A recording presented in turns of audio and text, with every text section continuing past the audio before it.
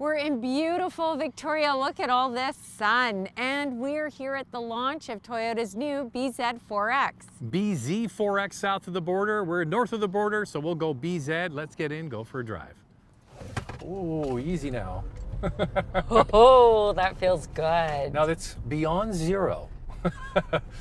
We're doing definitely well past zero. So smooth. All right, that's what you get with an electric car. What are we working with? What is the model that we're driving, Andrea? We've got the all-wheel drive model. It has a 72.8 kilowatt battery. It has 214 combined horsepower, and the two electric motors combined have a total system output of 248 pound-feet of torque.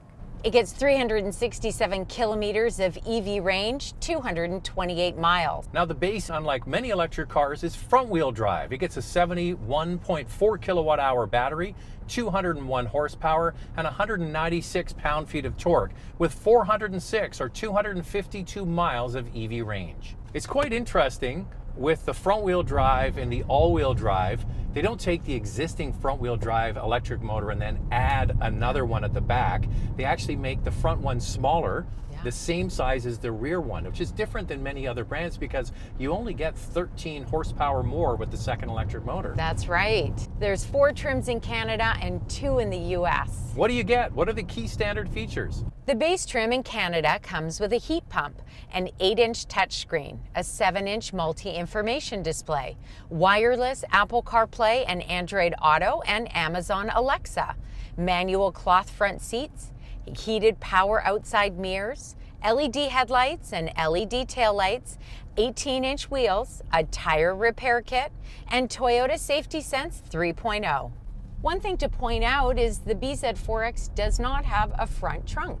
They've got a dial shifter here and a bunch of buttons next to it. What are we going to put it in? You got to put it in S for subscribe. And if you can hit that notification bell, you'll be notified when all our reviews drop, and then you can watch them. And we do this, a couple car review twice a week. The first one drops on Wednesday. We put another one out on Saturday. So make sure you follow along, subscribe, hit the bell, but also on Instagram, it's Motormouth_Andrea to get a sneak peek what's going on behind the scenes. For me, it's Motormouth_Auto, and the links are below. This video is brought to you by Car Cost Canada. Get the dealer's cost, list of rebates, plus discounted interest rates. Use the promo code Motormouth to become an expert member and get extra searches. The link is in the description below.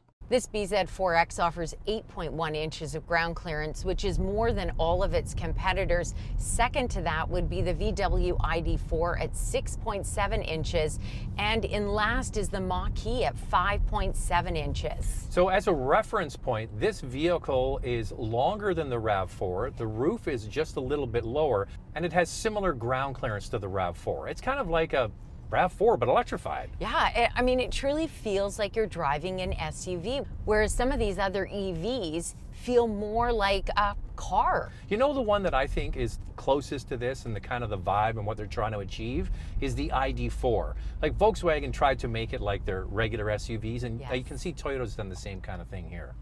There's a new all-wheel drive system in here with Xmode. Wait, Xmode. That's Subaru's all-wheel drive system. You got it. It is. And it has a couple different modes, snow and mud and snow and dirt. And this is to help you in your daily drive, whether you're dealing with snowy conditions or you're doing a little bit of light off-roading. So what they're doing is managing the traction and the stability control and moving the torque around. So that's what they're doing with this. And there's a new feature in this all-wheel drive system called grip control. It's basically a low-speed cruise control, similar to something that you would get in maybe the Tacoma. Now, I don't like the one-pedal driving as a passenger because the on and off throttle can get a little herky-jerky.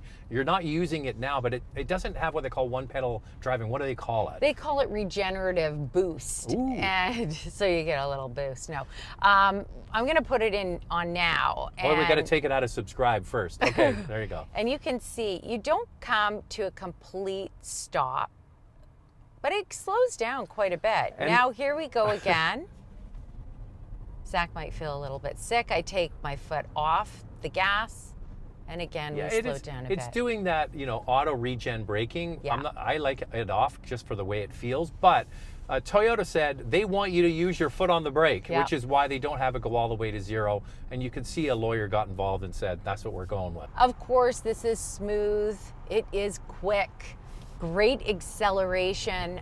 I find that it has a very comfortable drive. How about you, Zach? Well, it's got all of the electric car attributes. The battery is low, the wheelbase is long, so you're going to get a fairly nice driving car. Now, the one thing I will say is quiet in here because some brands just rest on the fact that they don't have a gasoline engine at play. Yes. And they don't do a lot of work with noise, vibration, and harshness. Yeah. This one is very, very good. I really like the steering in here as well. It's not too light. I think that it'll appeal to a lot of people. It's not numb feeling, which No. is important.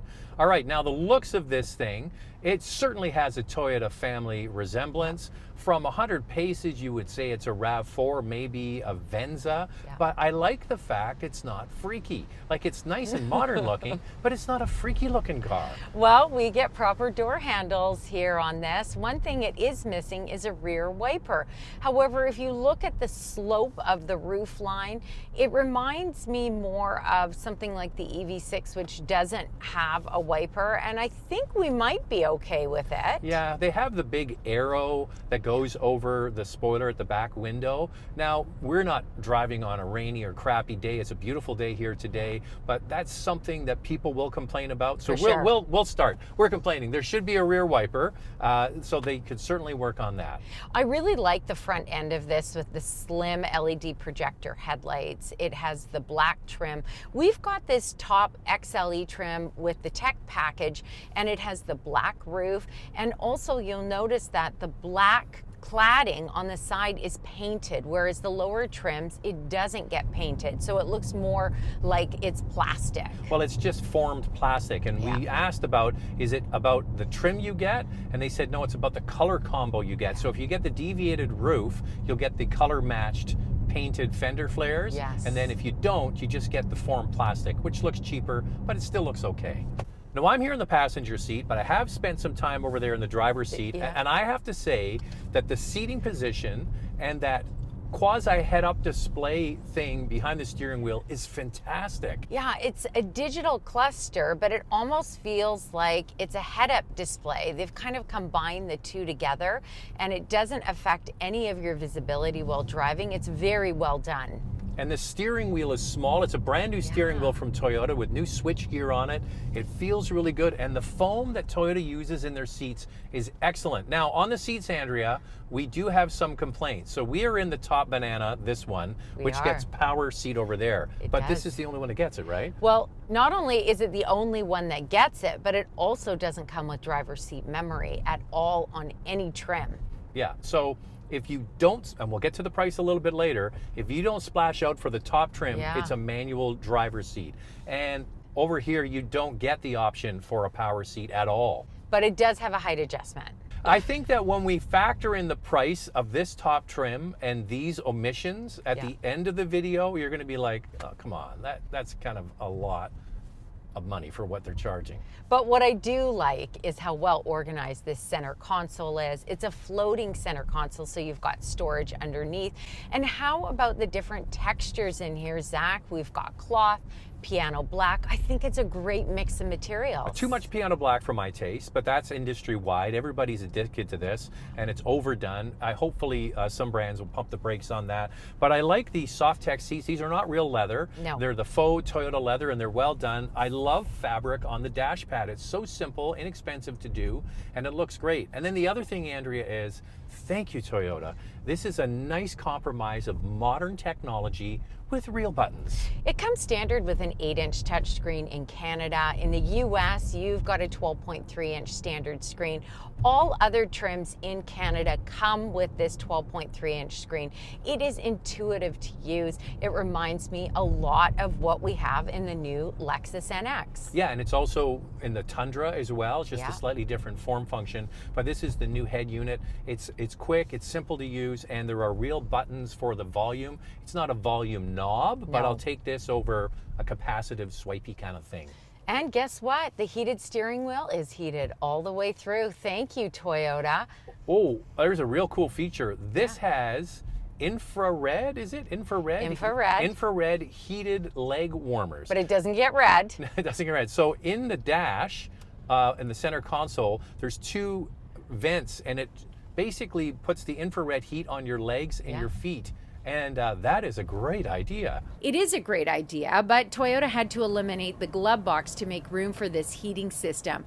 There is storage throughout the vehicle for your insurance papers, and there are 5 USB ports available. And of course, on the side door pockets, plenty of storage for water bottles and whatever other stuff you'd like to store in there. So the wheelbase of this bZ4X is over 6 inches longer than the RAV4, and it's over 3 inches longer overall than the RAV4.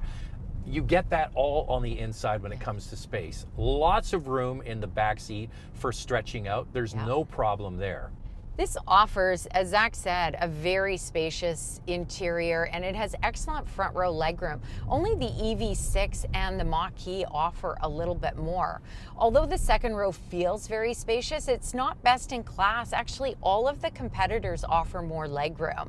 It is a 60/40 folding rear seat, and the rear seats lie flat. It offers 27.2 cubic feet of cargo space, which is the same as the Ioniq 5, but a little bit more than the EV6. The Model Y, ID4, and Mach-E offer all a little more cargo space. So we are now in the front wheel drive, not the base model, one up from the base model, the one that I like because it is less expensive. The base model is around $45,000. This one's $5,000 more, just under 50. To add all-wheel drive is how much more again? Yeah, just under 55,000. Yeah, it's expensive. So I think this one will speak to a lot of people. You'll notice a few differences in here. We've got cloth seats, there's no wireless charger, and of course, no panoramic sunroof. And you have to go, as we mentioned, all the way to the very top trim in order to get power driver's seat. Yeah. That's a miss, in my opinion. And that model, put your seatbelt on, is coming up in just a second. Yeah. So the base price is quite palatable. Yeah. The top price, wait for it, Andrea, what is the best value trim? It's this model, the LE trim, because you get the heated steering wheel, you get heated front seats. Of course, you're not going to get the ventilated front seats and the heated rear seats, but I think that you get enough. And I will use our province of British Columbia as an example for EV rebates. We get $3,000. Then you add in the $5,000 Canadian federal EV rebate, and we have got this down to $42,000. I get it, it's front wheel drive, but a good set of winter tires, I think in some provinces and in other parts of the US, like California, you can make it work. So is it more palatable, you think, because it's front wheel drive versus getting a base model electric car that's rear wheel drive? Yes. Like, there is mass under the frunk because that's where the control unit is, and it's got a big electric motor, so there will be disproportionately more weight over the front wheels. So I think this, in the winter with good winter tires, would be all I'd need if you lived in a city where they cleared the snow regularly.